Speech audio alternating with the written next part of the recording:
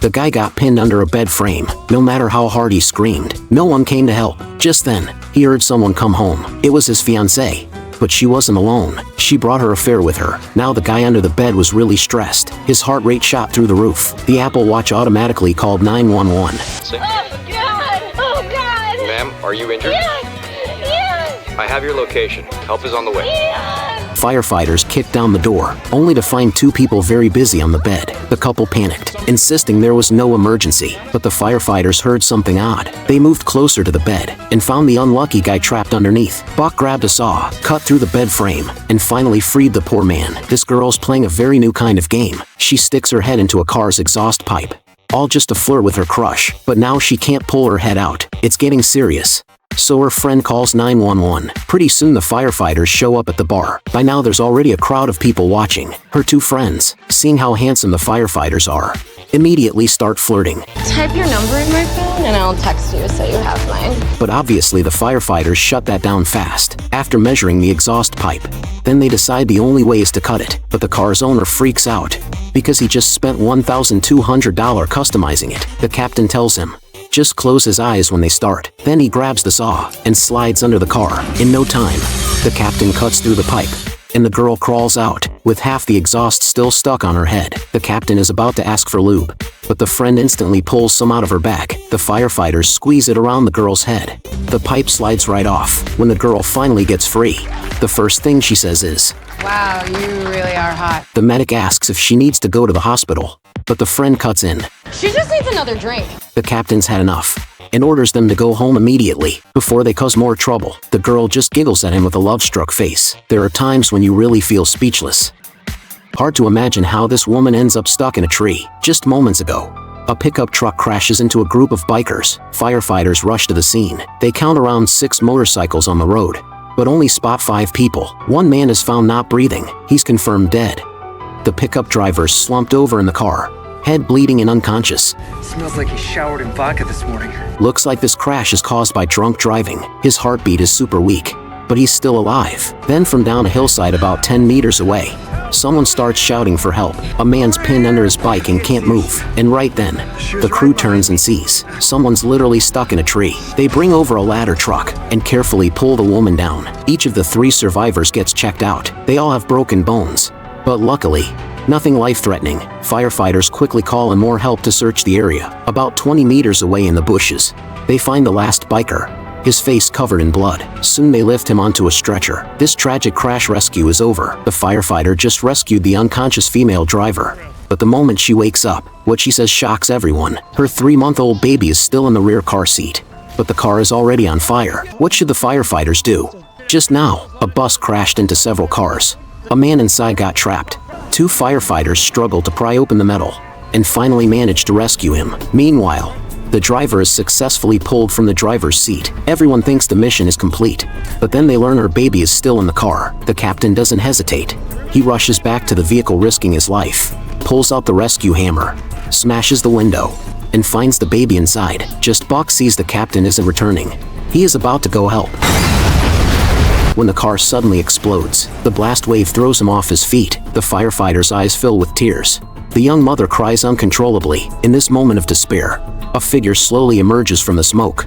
The captain survived, and he saved the baby. What a breathtaking rescue. My heart is beating inside my head. Find a magazine and please wait your turn. The sound of the heart beating tortures the man unbearably. The man can no longer bear it, and grabs a pencil from the table, stabbing it into his ear. Witnessing his crazy behavior, all the medical staff freeze in place. However, after the checkup, everything seems normal. The man is on the verge of collapse.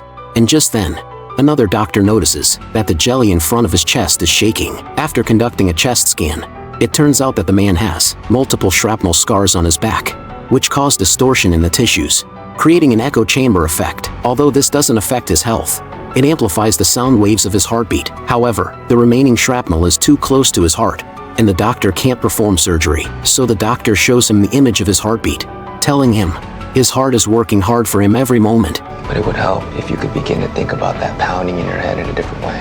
More like a reminder. A reassuring, comforting sound that your heart is there for you. Hearing these words, The man looks at the heart. He feels that its voice has changed.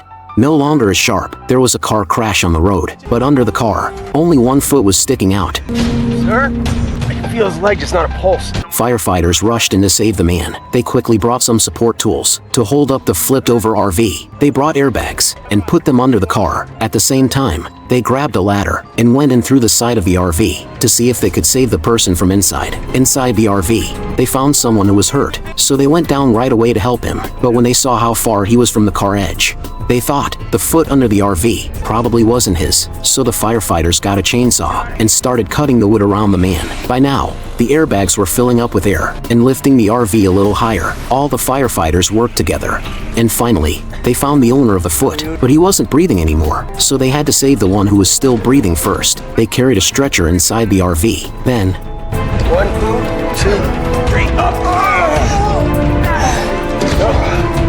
There we go. they rushed him to the hospital right away. The dude was being charged for driving without a license and joined his court hearing online. The moment he turned on his camera, the judge was shocked.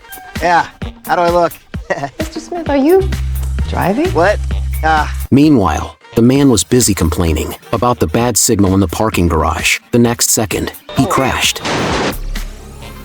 Mr. Smith? When firefighters arrived, the car and the man were hanging in midair. After securing the car, Buck tried to open the door and get him out, but the man, terrified of heights, refused to move, even begging Buck to just leave him there. That's when Chim got clever. He noticed the guy was skinny enough to crawl out through the back seat. Pop goes the whistle. They finally got the man down safely, and he even walked straight up to the cop, ready to hand himself in.